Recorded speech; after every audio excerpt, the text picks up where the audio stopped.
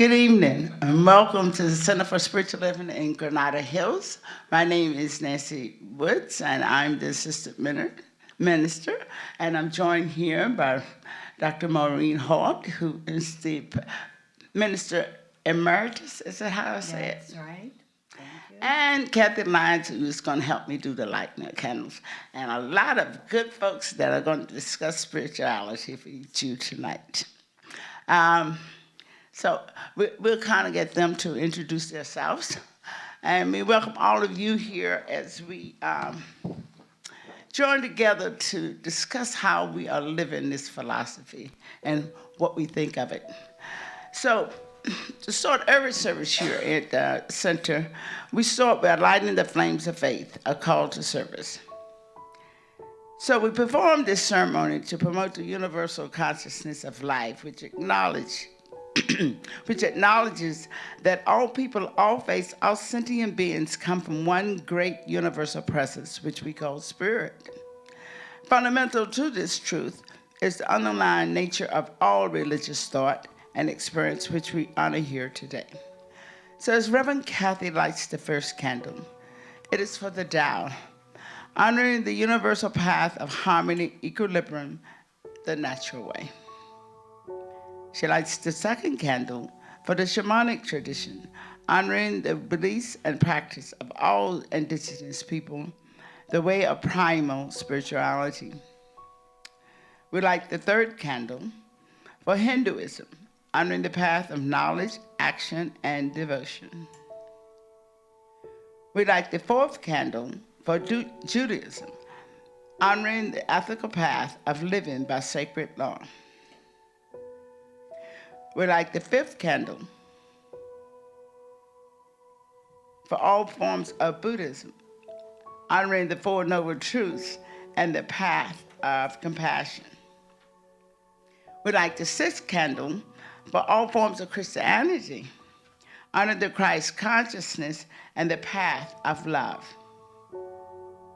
We light the seventh candle for all forms of Islam, honoring the path of submission to the will of God as the highest calling.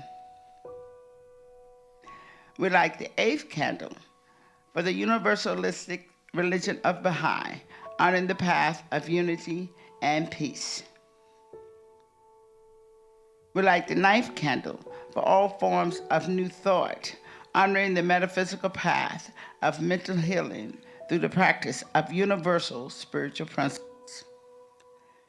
We light the 10th candle for those who are as yet unaware of spirit in their lives and the space we are holding for them here at the center in our hearts also.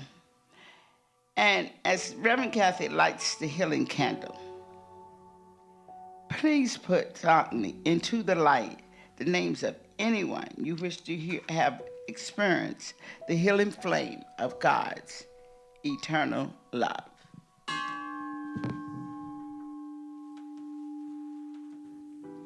I'm thankful, so grateful. I'm one with the Spirit all around me. I'm thankful, so grateful. I trust in God. I surrender, I surrender. I'm one with the Spirit all around me. I surrender, I surrender. I trust in God.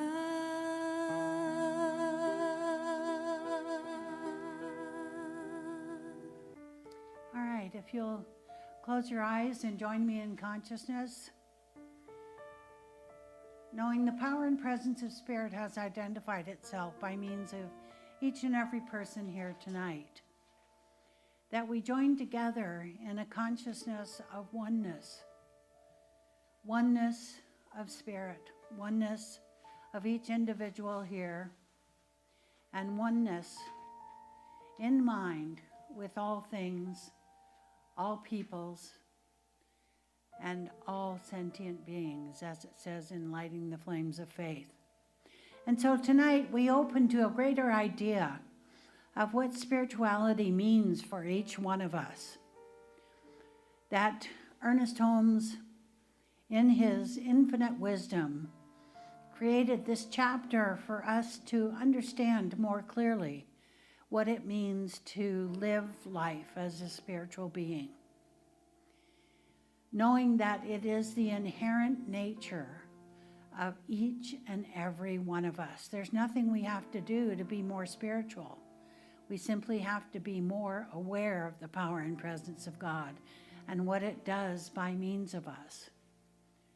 And so tonight, we simply allow for this time to unfold in right and perfect order as it always does, knowing that each one of us has arrived here through a divine appointment to be gathered with each person here. There are no mistakes in the mind of God, that we are here by right of consciousness. And so I joyfully receive and give thanks for the opportunity to be here tonight. I know that, as always, as I release my word to the activity of the law, this time together is done and complete in the mind of God, and we're simply here to fill in the details. As we joyfully say together, and so it is. So welcome to another discussion. And the article that we are reading is from Living the Science of Mind.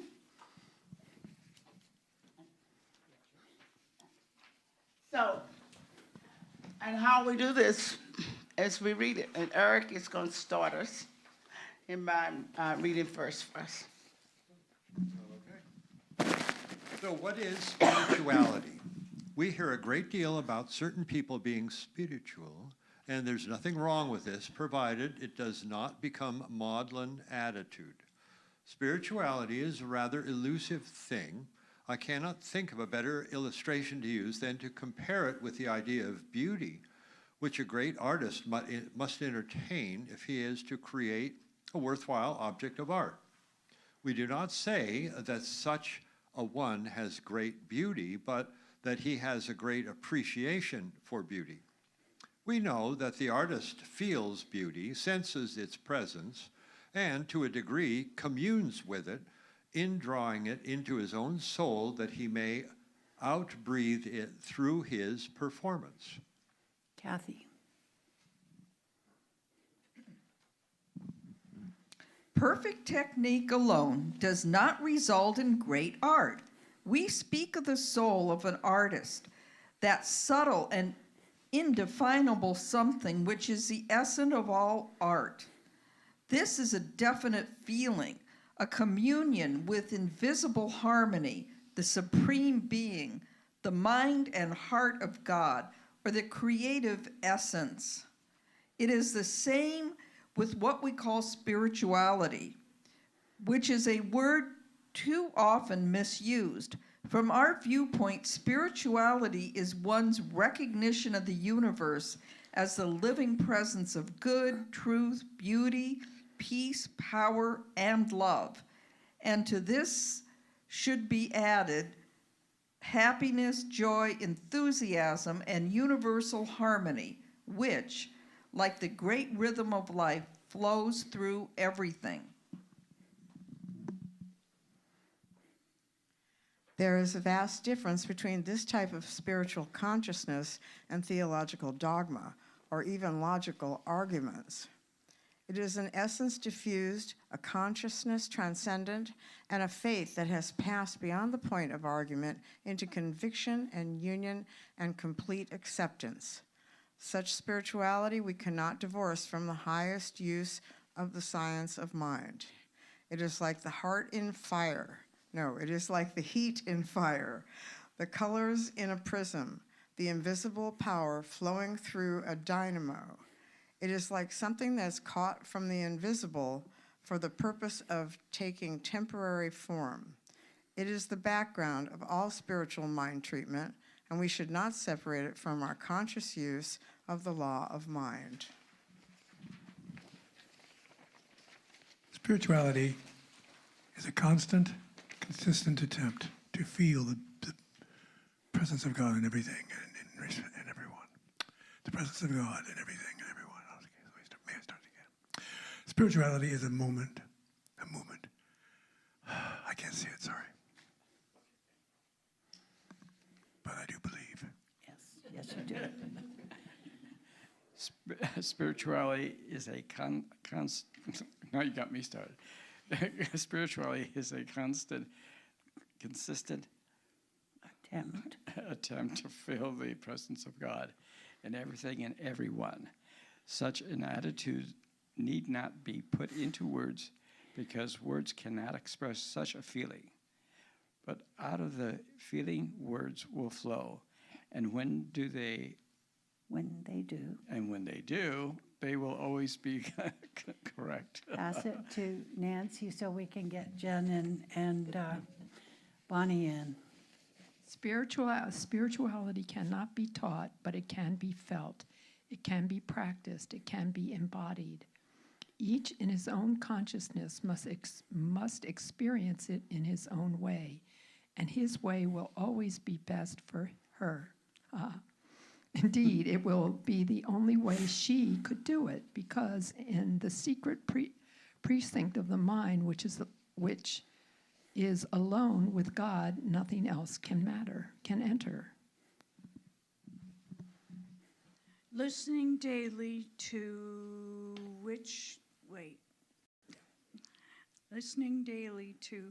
that which can only be felt, daily sensing and communing with that which is too intangible, to put into words. One finds essence flowing through one's thought, which can be neither analyzed nor described. Do not wonder whether or not you are spiritual. Rather, accept the fact that you must be. In a sense, you had nothing to do with it. This is your nature. You are rooted in the supreme mind, in the everlasting spirit, in the perfect presence. You want to read the last one? Sure. Spirituality is the consciousness that comes through communing with God. For the treatment is a definite act, and however spiritual must still take the definite form. One should not study to be spiritual as much as one should contemplate in order to imbibe the essence of spirit, to speak from its center. In this, as in everything else, practice will perfect your method, and consciousness will make your method effective. So looking at it so the language of the day was he, him, through the whole thing. So for me, when I teach class, I translate everything into the first person plural. First person plural. When Ernest Holmes speaks to you, I don't have to listen because he's talking to Jennifer. My subconscious mind does not hear you. And that's one of the things that I learned in a public speaking class that I took. We is inclusive.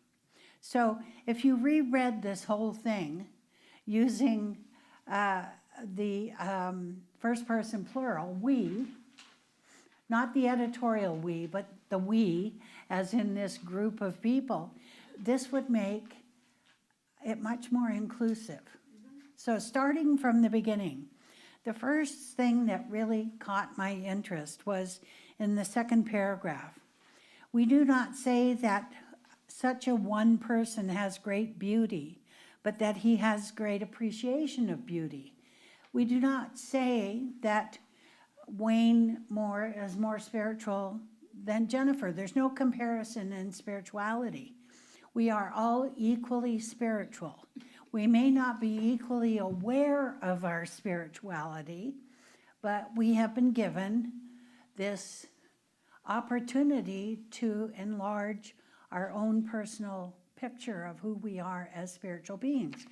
Just as Eric wouldn't call himself a mystic, but Nancy, observing Eric's spirituality, would say, you know, Maureen, he's a mystic. You know, like a judge wouldn't say, I'd like you to meet me, I'm your honor. I'm getting feedback, Renzen, thank you. A judge wouldn't say, I'm your honor.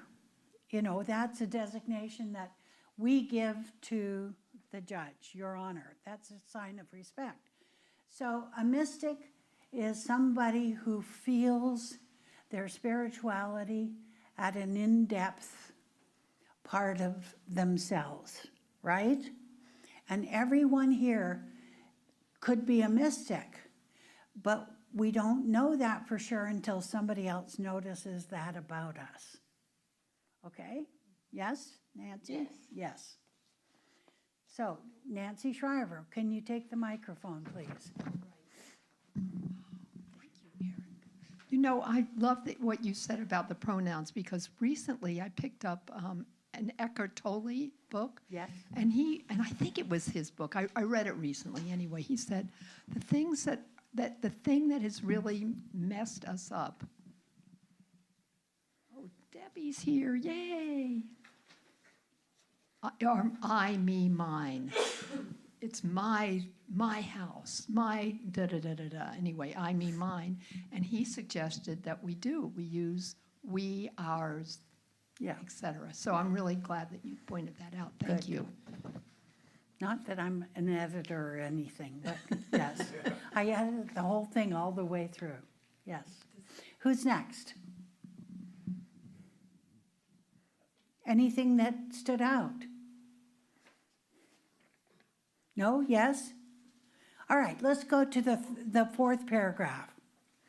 From our viewpoint, spirituality is one's recognition of the universe as a living presence of good, truth, beauty, peace, power, and love. And then he goes on to say, and to this should be added happiness, joy, enthusiasm, and universal harmony. So can we grab a hold of this idea of universal harmony? Yes. Use the microphone. Thank you. So the list here: good, truth, beauty, peace, power, and love. That's the infinite presence, right? Yes. Okay, so what about bad, false, not so pretty, anger, power, the opposites of those? Are those not spiritual? Those are, in fact, spiritual. And one of the best books having to do with that is by Walter Starkey called It's All God. Exactly. It's all God. Because Exactly. we're in the human experience, we live in the pairs of opposites, right? Anybody else want to argue with that? No, it's we real. make assessments, right? Is that what you're referring to? Yes. Exactly. So take it. Okay, so Yes. those are the interpretations that we lay on our experiences. You know, we have a measure inside of us that said, that's good, that's bad. I like that, I wouldn't touch that with a 10-foot pole. We have all of this ability to judge and evaluate going on in us. That's human formed. It's not the definitions of spiritual according to me. Everything is spirit in form. Even the things you don't like, everything, the things that I don't like, those are spiritual in form. And it's up to us to know or to pay attention. Can we ever know? I'm not sure. But pay attention to how do we interpret things? Because that's what creates that thing as a reality in us. Like Walter Starkey, if we could say, it's all God, then we can't judge so much. And it's easier for us to just let it be. Let it be as it is. Anything that is specific, good, bad, I don't like it, whatever, we created. God didn't create it. Spiritual didn't create it. We did. So we're the ones that define our own lives, our own experiences. So Nancy has that look on her face.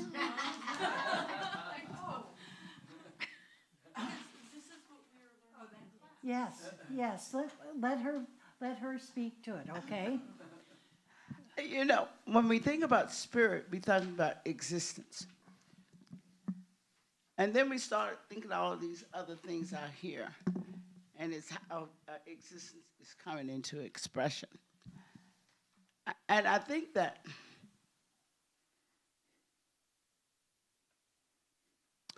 when we start saying, well, this is spirit and this ain't, you know, this is spirit. Spirit is existence. So when we start thinking of things that are manifested, and then we into perception. And perception is God. It's expression. It's God in expression. So I know that I'm not in conflict with what you said. I just think that sometimes when we come out and try to put it out like that, I think it may confuse some people, because I think that knowing that existence is God is where you start. All the other things that we name out here is how we are manifesting that existence. Existence is first cause. Yes. Everything at the level of effect is secondary cause. Everything. Everything. So that's why I said exist. Let me say this in.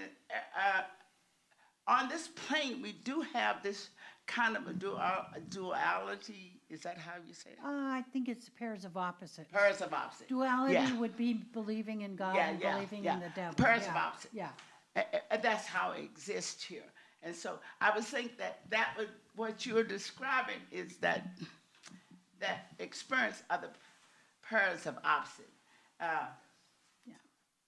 This has this end on it and that end Nancy, on it.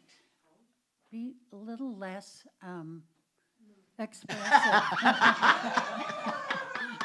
Keep the microphone close. That's that.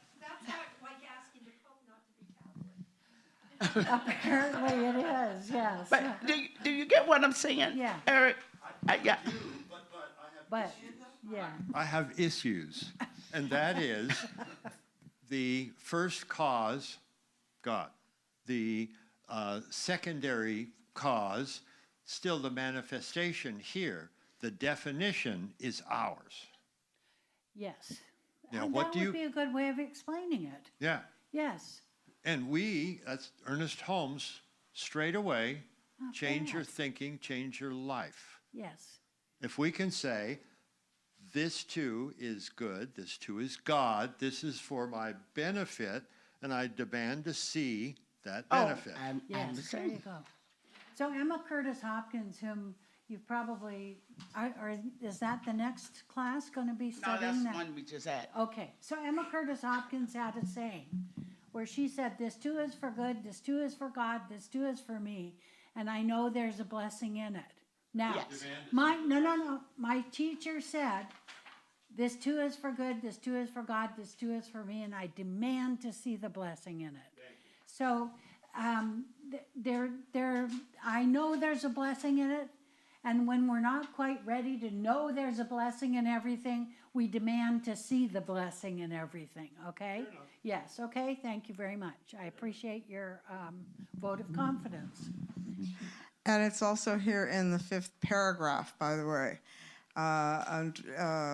It says, it is an essence diffused, a consciousness transcendent, and a faith that has passed beyond the point of argument into conviction and union and complete acceptance. So this is what we're talking about, right? Is our hearts and our minds are open to the idea of oneness.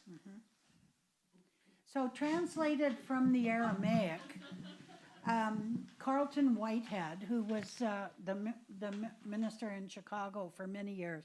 Cute little bird-like man, you know, just adorable. He, the last year he was at Asilomar, he gave a talk, and the talk title was Gomzo, Gomzo. Yeah, remember? And the whole Merrill Hall had 900 people in it, squeezed in, and we were probably in violation of the fire department because everybody wanted to know what he was going to say about Gomzo.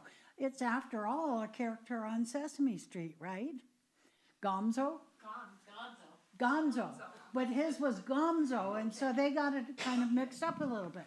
Okay, so it's an Aramaic word that loosely translated means everything happens for good. Everything, you know, based on what you said. It depends on, I got a good lesson from Nancy Woods earlier today. She came in a little bit early and she schooled me in a way that I would probably not let anybody else school me. But suffice it to say, I got slapped around just a little, okay? But here's the idea, is that ultimately, we don't know sometimes in the present moment, but we do know after the fact. Life in retrospect is always a lot easier, right? That everything does happen for good. It might not seem like that at the moment it's happening, or when we're in the throes of it or up to our elbows in alligators, but everything happens for good. And that's the piece that you just read. When we get to that consciousness where we know that everything that happens is based in our spirituality, we will have arrived spiritually. But we still are the human beings. And we still have moments of low resolve, as Howard Thurman said. You know, low resolve just means that we're acting out in a human way periodically, which I was doing, and Nancy schooled me in how not to be that way. So sometimes it just means stop talking about it. Stop giving it power. You know? Stop noticing the bad behavior of people that you've drawn into your circle of influence. I mean, seriously. Take it. I wanted to continue the Yes. thought from over here. There was a slip through the crack right here that we just kind of moved right through. The word that she used was acceptance. Acceptance. See? The word that was slippery was acceptance. In that has no judgment. We're not saying that that's good or it's bad. Whether I like it or don't like it, if it's a disruption, an interruption, whatever it is, and whatever I could put a value judgment on, the notion of just accepting it bypasses our human judgment. Because that doesn't mean you like it. It doesn't mean that you're voting on it. You're just acknowledging that it is. That's the presence of God working through us. Okay. Anybody want to fight with that? No? I actually don't want to fight with it. I remember, I think, I remember, most of you have read Power versus Force, perhaps, and he David talks Hawkins. about, what's that? Hawkins? Hawkins, right. And he has that pyramid Yes. that goes from the lowest form is shame, and then guilt, and da-da-da, and then up to enlightenment, joy, peace, love, joy, peace. But I remember I was very upset about, actually, an election. This was a long time ago. And I had one of his books by my side. And I went, oh my God, how can I deal with this? And I opened up the book, and it said, and it gave a whole little scenario of acceptance. And, you know, and it was really, really helpful at that time for me. Oh yeah, you know, it is what it is. Anyway, but I know I sound a little bit like a broken record, but we have Homeboy Industries right downtown that lives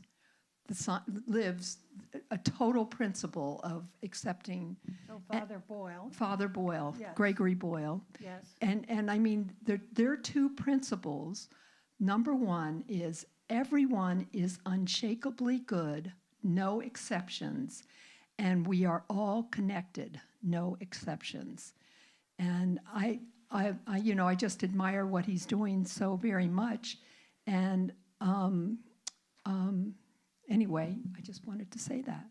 So Because- how would it be? Oh, if- I know another. Do you mind if I interrupt for a Yes. sec? I You do mind? No, Okay. I don't mind.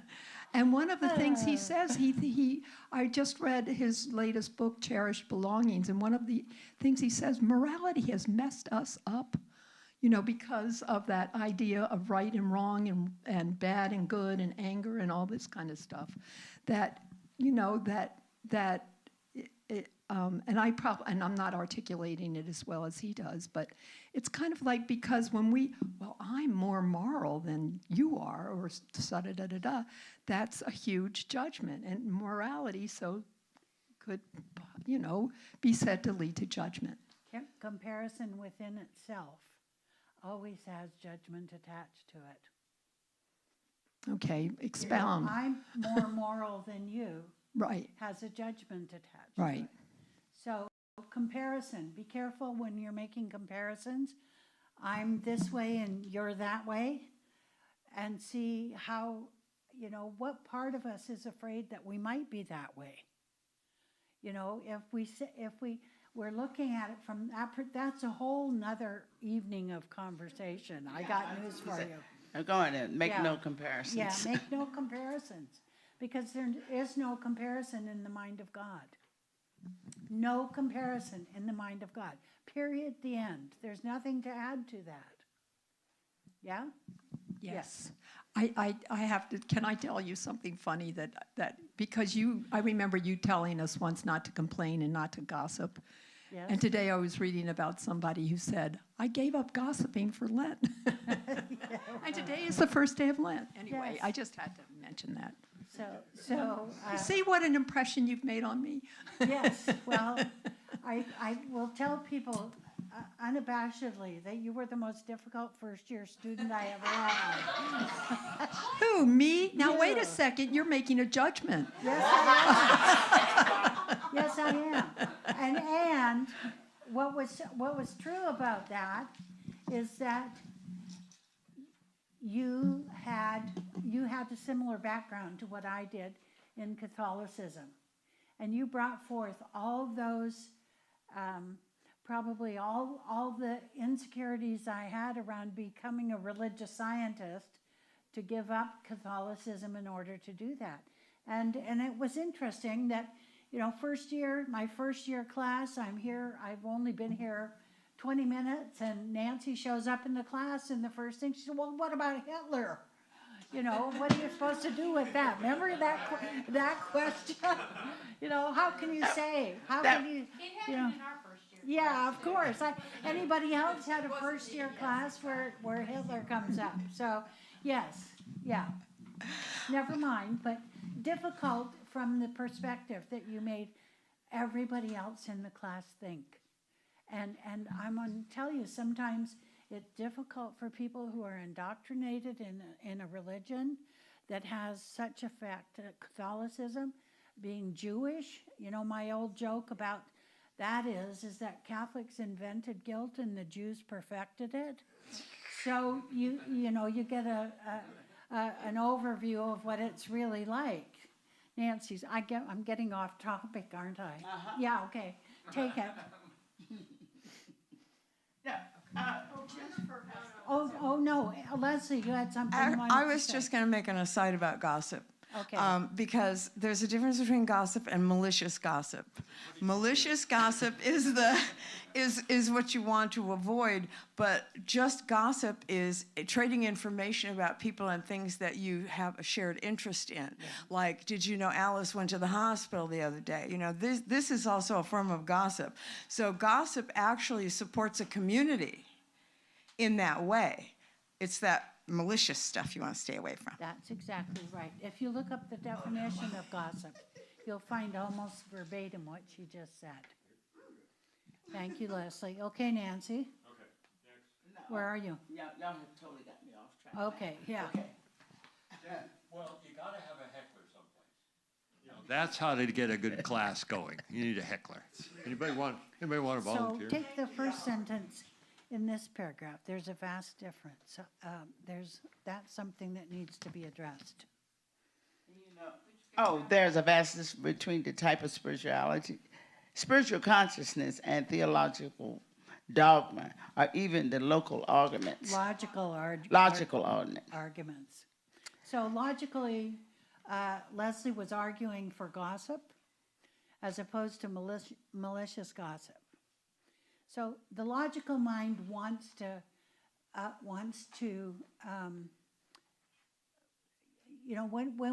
when we argue for our limitations, we get to keep them. That's the logical mind. The heart mind wants to understand spirituality at its very essence. So take it. Well, one of them is experiential. Yes. And the other is logical. So we can certainly we can and need to take in information into the logical mind to understand, but it takes the next step to internalize, to embody the idea and prove it. That's the clinker. We can gather from books, from teachings, from writings, we can gather the information, but the process of internalization is a step beyond that stuff. Well, that's what the next sentence says. I didn't know that. It is in essence diffused, a consciousness transcendent, and a faith that has passed beyond the point of argument into conviction and union and complete acceptance. Yes, and as good as that is, the feeling, emotional part of that internalization isn't particularly obvious from that. Okay, wait. Conviction, strong belief. All right. Let's define feelings and let's define emotion. Yes? It's going out is what it's doing. It's all going right. to go out. It's fine. Yeah, it's all right. It's fine. Yeah, it's fine. Okay. Okay, so we have to go, emotions are induced from outside influences. Feelings have to do with what goes on at the heart of who we are.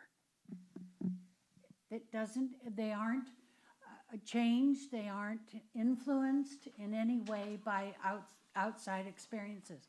When you look at the two words happiness and sadness, for instance, happiness is provoked by something on the outside. Sadness is provoked by something on the outside. Joy is intrinsic. And that's the part where spirituality comes in. The intrinsic self of who we are is that joy body that Eckhart Tolle talks about in The Power of Now. The joy body is where we want to go to when we are maybe challenged by something that's going on in life. We have a lot of things to challenge us right now. You know, California was a wildfire region, you know, just a month ago. Now the Carolinas are getting the wildfires. There are earthquakes all over the place. There are volcanoes erupting. There's all sorts of seismic activity going on right now. So there are a lot of things to bother us. And if we can, someone once asked my friend David Leonard, are you always happy? And he said, no. He said, sometimes I'm happy, sometimes I'm sad. But at the core of who I am is joy. And that's who we are as spiritual beings, that joyful self that we have inside us that can't ever be penetrated by anything that we see as negative or bad or wrong or anything like that. Thank So you. don't we have to make that There is the possibility of joy, but we're the ones that have to acknowledge and accept and internalize or whatever we do. But isn't that required to, I don't know, to acknowledge, like David, he goes to that place. So we created that place, didn't we? We are that place. Okay. Joy is part of the essence of our being. Yeah. But we have to recognize it. And we Oh, have it's to reckon. It's there. It's there. It's always there. Sure, I'm thinking about, somebody that you think is inherently evil and there's not a good bone in his body. That's no such thing. Next. So to that point, it just so happens I was just watching Inside Out 2. Oh. And I remember from Inside Out 1, if you've never seen it, a baby is born with joy. Joy, and I think one other emotion. That's all that's in there when you're a baby. Every baby is born with joy. Okay. Right? And so it's there. It's inherent.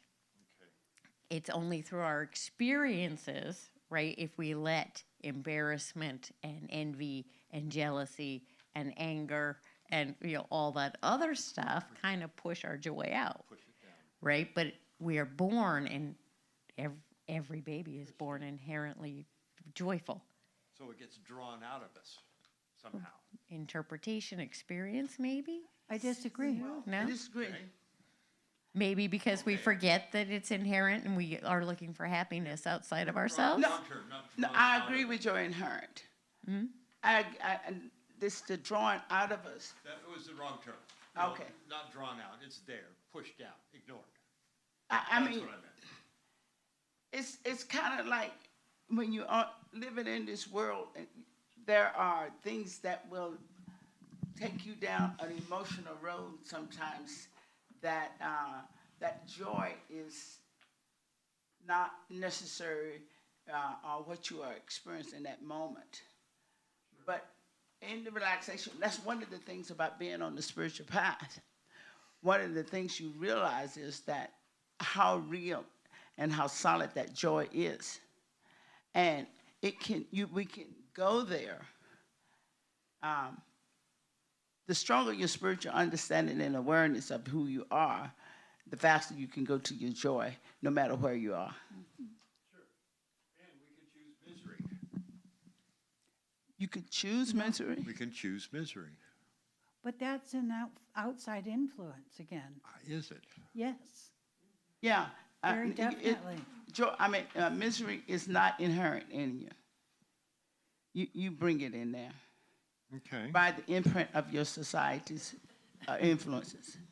Are we dancing on the head of a pin? Maybe a little, You know, Dancing on the head of a pin. a little Yeah. tap dance never hurt anybody. yeah. And you- the reason, pardon? It's joyful. It's called the happy dance for a reason, because it's influenced by something externally. Happy and sadness are emotions that are influenced by an external event, a person, a situation. Our feeling nature is never compromised. Our joy body is within us at all times. And maybe Eric is right in some form that it can be suppressed sometimes, but we are the ones who suppress it. Nobody suppresses it for us. Yes. Yes. Yeah. And again, back to Ernest's poem, what you think is going to get rid of. Oh, did I say something? I thought you were.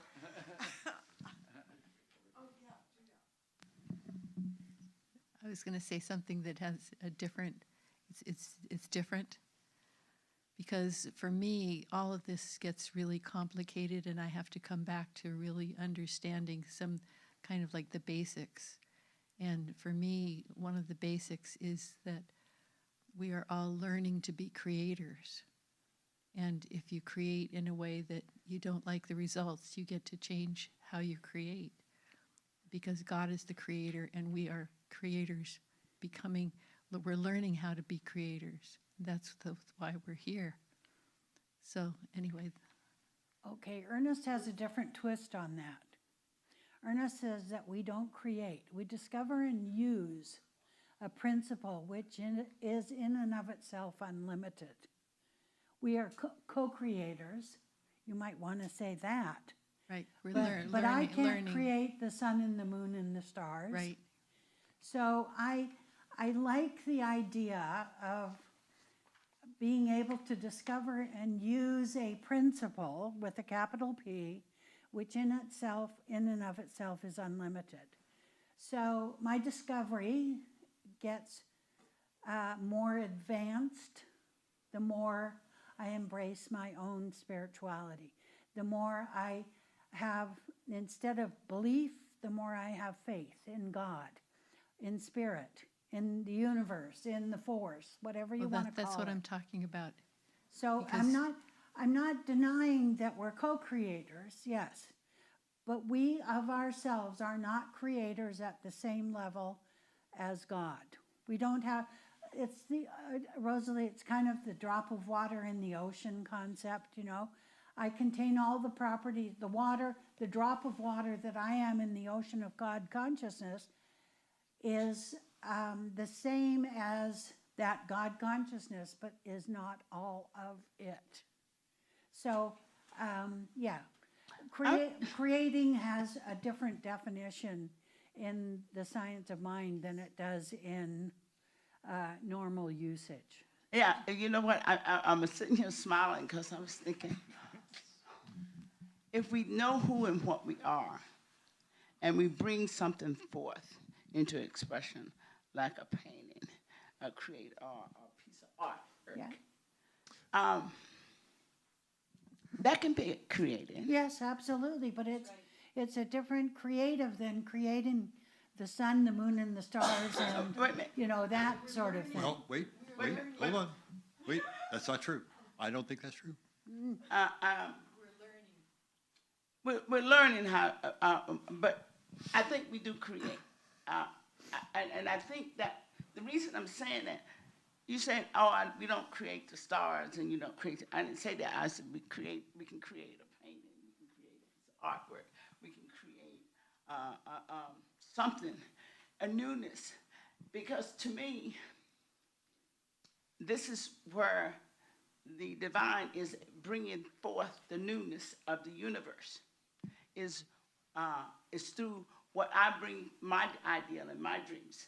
As I create and bring them forth, this is the divine bringing it forth. It's not Nancy and the divine. It's Nancy bringing it forth because I am spirit. So I still feel like that we can create.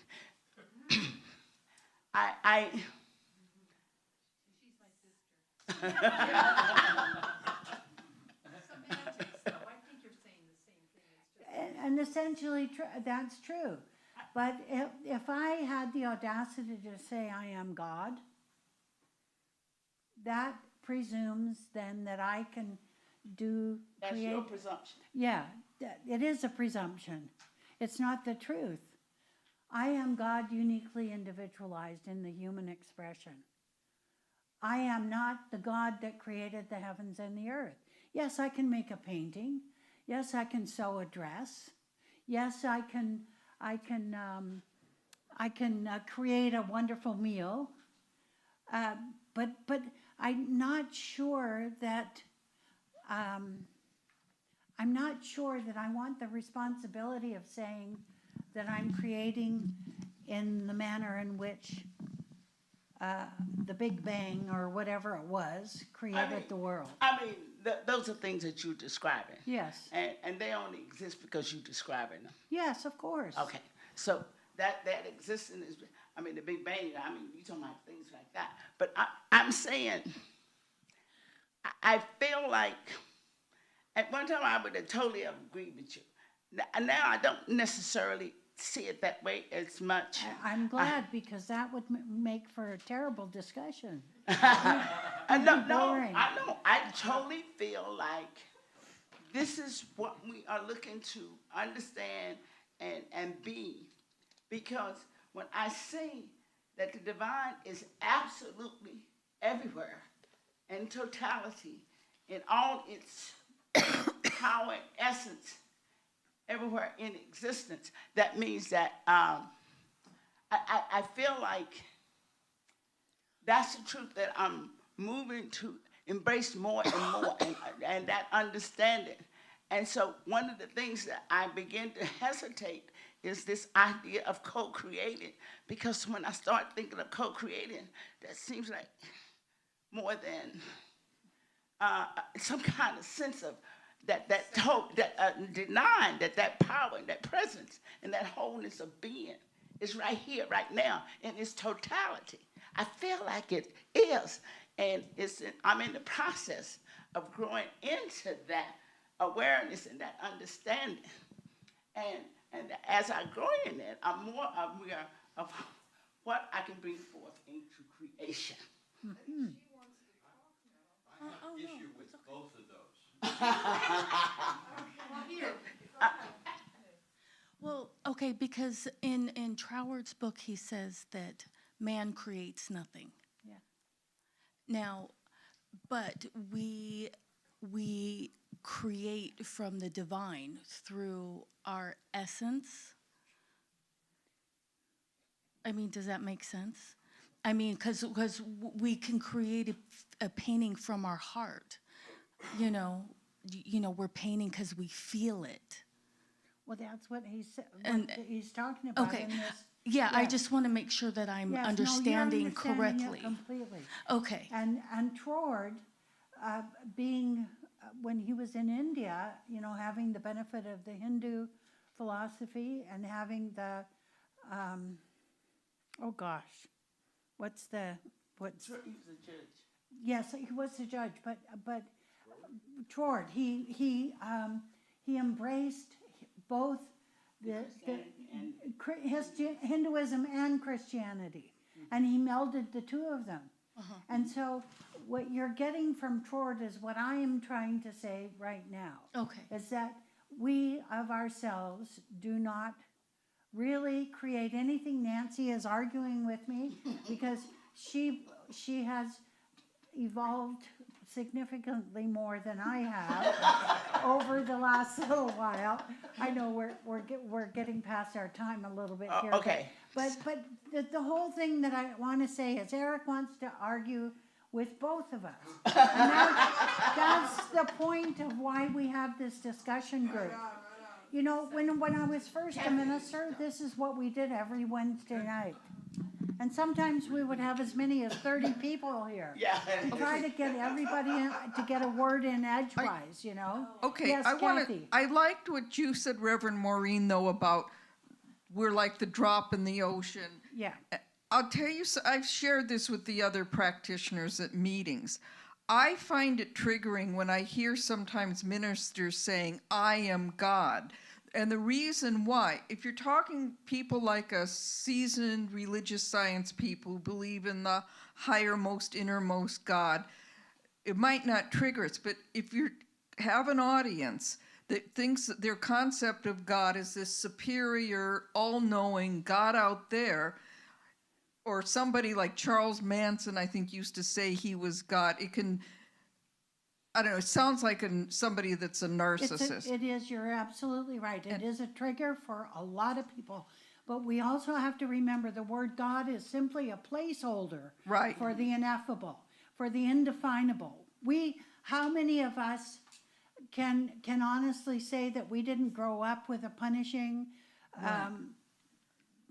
white-bearded guy in the sky? Original sin, which wasn't even original, because it was created by St. Augustine to keep the monks in order. It isn't Adam and Eve, original sin. And so that's that whole mythic thing about the Bible is don't throw the baby out with the bathwater, but keep the good stuff. And in the Catholic Bible, had to have an imprimatur at the beginning of the Bible, or else it wasn't Catholic approved Bible. And it was all Jesus' words were all in red in the Bible. So pay close attention to what Jesus said and do what he did, except you don't turn the tables over when you're mad at somebody. But, Jesus had moments of low resolve. Howard Thurman speaks to that so much. Yeah, one of, Yeah, Gregory But, Boyle, you know- yes. We all have moments of low resolve, right? We got 5 minutes. 5 minutes, yeah. Okay. I think that I'm not in total opposition of what you are saying. I'm just saying that as we move into a greater understanding of what Troy was saying, he said that the whole goal is to actually grow in that level of awareness. We have moments of this, Yes. and then we grow in that level of awareness where we truly, really understand that everything that comes forth into expression is the divine, and to the level that we can totally embody that, the flow that comes forth, when it can be any kind of newness in being, and it is spirit coming forth. And so when we start saying we're co-creators of God, it puts, how are you separate from God? Okay. How are we or as we get there and we know that the essence of who we are in everything in every way is the spirit, how do you express that? Those moments when you do have that divine thing, is there not a sense of that you just put it out there and the perfection of life comes forth because we know that we are the spiritual presence of life coming into manifestation, and there is nothing that's imperfection that's going to come out of it? Okay, so. Can I interrupt both of you? In the 4 kingdoms of consciousness, wait 1 second. The 4 kingdoms of consciousness, cosmic consciousness, the 4th kingdom, we have glimpses of that. Why not have it, all of it? Well, you could, if you were walking on water and that you, yes. So, okay, in the 4 kingdoms, we go from the victim consciousness where everything's done to us to the cosmic consciousness where we are it. Now, I've had experiences like that, moments where I am so in tune with the infinite, I think I could walk on water, I think I could do anything, I could be anything, all of that stuff. And then the sun sets and it's all gone, and I'm back to, well, maybe I'll be in the 3rd kingdom for the rest of my life.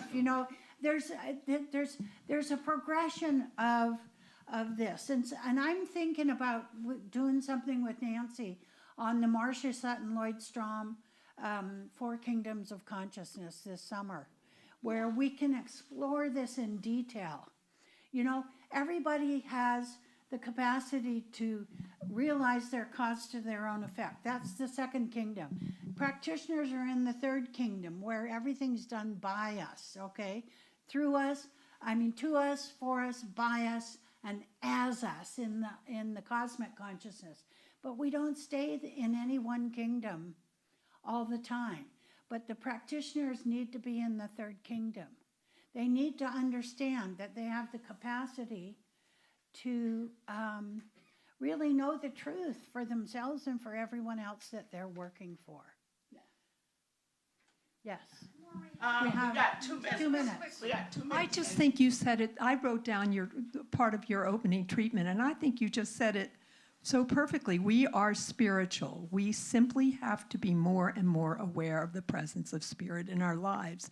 And period. That's our. That's growth. Yeah, That's growth. If you look anyway. back 5 years ago or 10 years ago, we're not the same people we were then. We are always evolving, moving forward. Fletcher Harding said years ago, he said, some of the most spiritual people I've ever met are on their deathbed. Mm-hmm. They're Yeah, on they their totally deathbed. surrendered to that. They've surrendered to the idea that there is, my soul is forever progressing.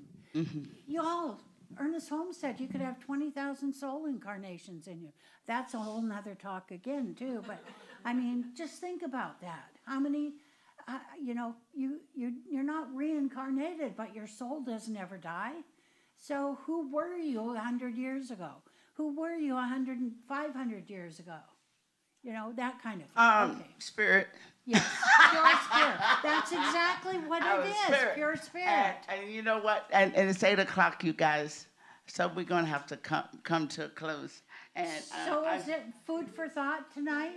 Yes. Yeah. Yes. You know what? And so I'm going to thank y'all all. Maureen and I will be here the 4th Wednesday for another discussion. So we invite you to come back and join us in that. Wait, And no, take- not the 4th Wednesday. That's Wayne. No, Wayne's the 3rd Wednesday. Taze. It's the 4th. No, Saturday. Next week. Never mind. I've Yeah, quit it's the work at 4th. church. It's the 4th Wednesday. We will be back for another discussion. So we hope that y'all will join us. So thank you for making the trek all the way down. Deb was our presider for tonight. And thank Yeah. you. They also Seth- claim, Debbie. Jennifer and Bonnie also came from Santa Clarita. The traffic was abnormally. There was a Okay, fatal yeah, accident. y'all can talk about that afterwards. Yeah. Pray us out. Give us a quick one. Quick one. The Yes. 4th Sunday, the 4th Wednesday, the 4th Wednesday. Let's Yeah. just know that that information will be let to whoever needs it. Yes, thank you. Okay. All right, let's just take a deep breath and just release into the knowing that there is but one creative energy, one unlimited presence, one mind, forever expanding, forever experiencing, forever creating, just on and on and on. And we are all the one drop of perfect, whole, complete essence of that oneness. One with it, here together tonight. I'm so very grateful for this coming together of all of our beautiful, perfect whole drops, bringing this beautiful discussion, enlightenment, acceptance, loving, openness. I'm so very grateful for the spiritual community, for the ability to have open discussion in such a loving and accepting manner, to share in the laughter, in the wisdom, in the differences. It's all perfect, all unique. And it is with this grateful, grateful heart that I release my word to the law, knowing it is done, it is so, and I can just release and let go for the highest good of all concerned, knowing we all make our way home safely and soundly. And so we say together, And so it is. Thank you, everybody on the live stream, too. Thank you. Thank you, baby. Yay.